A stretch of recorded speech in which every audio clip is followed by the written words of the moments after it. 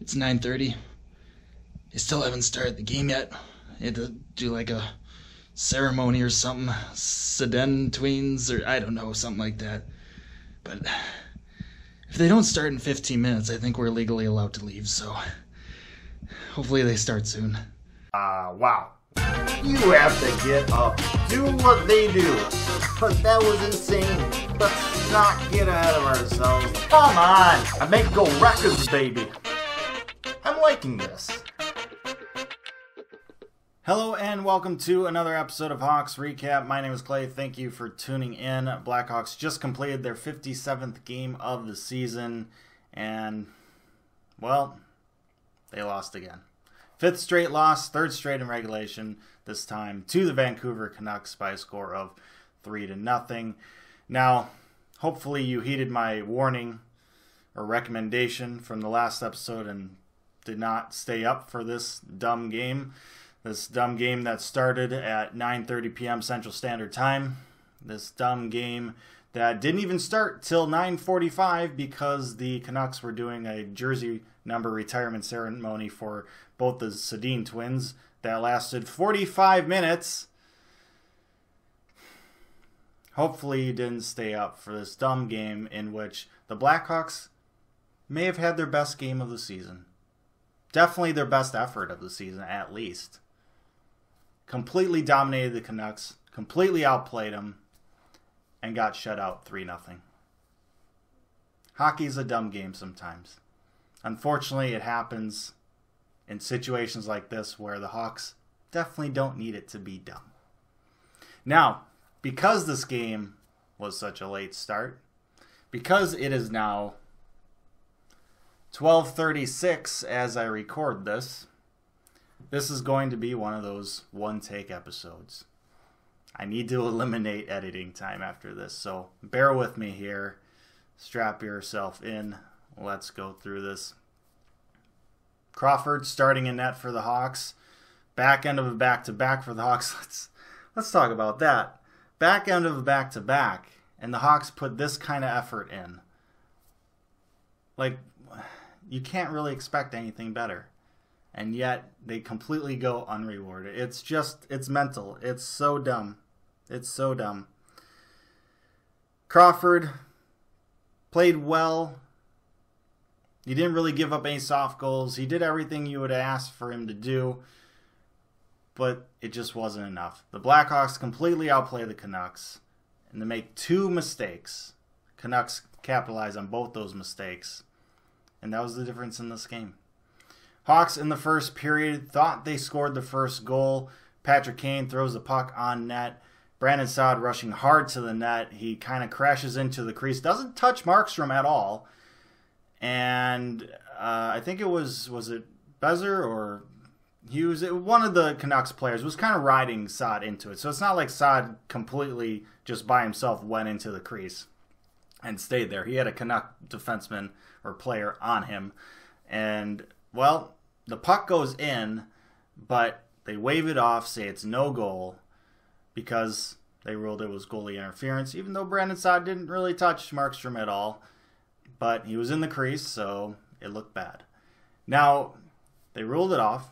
The Hawks decide to challenge it because, well, they need something to go their way after these last couple games here. They need something to spark. Maybe an overturned challenge will do that. But unfortunately, this was one of those situations where there wasn't really enough to overturn it. If the call would have been on the ice a good goal and the Canucks would have challenged it, I think it would have stayed a good goal. But since they called it no goal on the ice, they just stuck with it. And so because the Blackhawks ended up losing that challenge, that meant that they went on the penalty kill. They got a penalty for it. And on that ensuing power play, well, they make one of their two mistakes, just completely lose coverage and give up a wide open shot in the slot to, who's it? Bo Horvat. And it's 1-0 Canucks. That's just, that sucks. That sucks. Hawks completely dominating the game up until that point, and they're down a goal. It's too bad. Hawks would have a couple of other opportunities. Doc had an opportunity Taves had an opportunity. I mean, there were so many opportunities. Kane had opportunities. It was just nothing would go in. Blackhawks had 49 shots on goal in this game. Markstrom had a 49 save shutout. The Blackhawks had 12 high danger scoring chances. That's pretty darn good. Markstrom, this is for all you analytics folks. Markstrom had a goals saved above average of 3.66, meaning he saved 3.66 goals above the league average this season. That was the difference. Could have been 3.66 to 2. Hawks win. Well, I mean, it would have been if the empty netter for the Canucks is not counted, but so second period we go, Hawks down by 1. And we've seen a lot where the Hawks will have a good first period and then the second period would just tank. But that didn't happen in this game. They came out and they just continued what they were doing and they played great. They were just firing, and Canucks, the fact that they were even in this game at all, let alone the fact that they won 3-0, is just, it's because of Markstrom. It was just insane. It's just such a dumb game sometimes. Hockey, it makes you wonder why you watch the sport.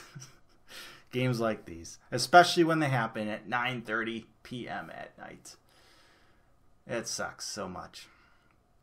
Anyhow, the Blackhawks make their second mistake of the game about 6.5 minutes in, where they're trying to get the puck out.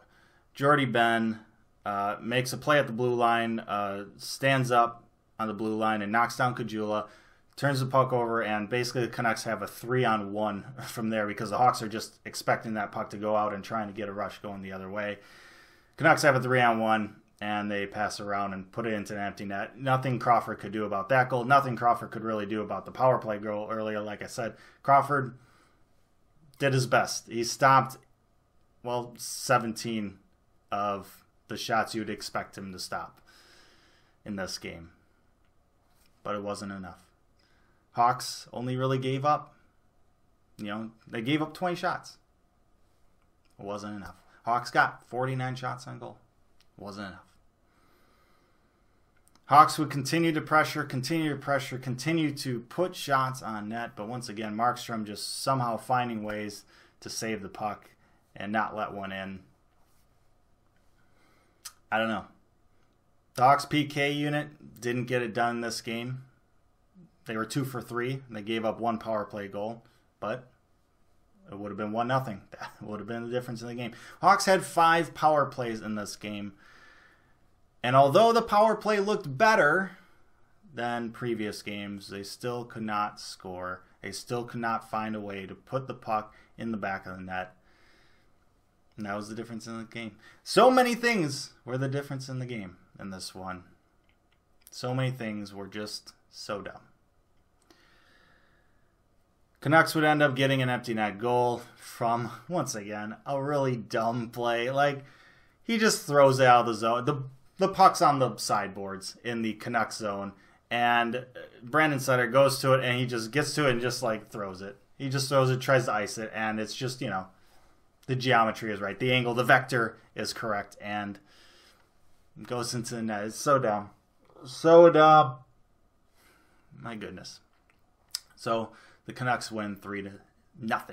Now, before the game, I posted on Twitter, I did a little math. I said, based on the previous 3 seasons, there's been an average about 93 points need to be had to make the playoffs in the Western Conference. Blackhawks coming into this game sat at 58 points through 56 games, meaning that they would need 35 points through their remaining 26 games, meaning that they would have to go somewhere in the realm of 15, 6, and 5. After this game, it's now 15, 5, and 5 if they are going to hit that mark. Is it doable? Sure. But the likelihood is just not there. Now, remember, I wrote this team off weeks before the All-Star break. Weeks before they went on their little, 8 wins in 10 games run there to kind of get us some hope again. So, right now, I'm kind of just playing with house money. For me, I'm already, I'm out of this for this season. I still want the Hawks to try and make the playoffs, or I would still love to see them make the playoffs, but I've checked out of that, for weeks now, probably for a month now. So whether they hit that 15 win, 15-5-5 mark from here on out, or whether they're not, it doesn't really affect me. I just would like to see this team continue to play like they did tonight. Because if they continue to play like they did tonight, they can win a lot of games. Whether or not it happens this year, who knows? But it didn't work out for them tonight because tonight was dumb. However, they've got 25 games left this season to have some not so dumb games. And the more they play like they did tonight, the more not so dumb games will happen. And I know this is kind of disappointing. This is frustrating right now. The fact that it seems like for the third straight year we'll be missing the playoffs. Nobody really likes that, except for other fan bases. But remember, we have 25 games left, which means that in about a month and a half, hockey's going to be done for the Blackhawks until late September, October.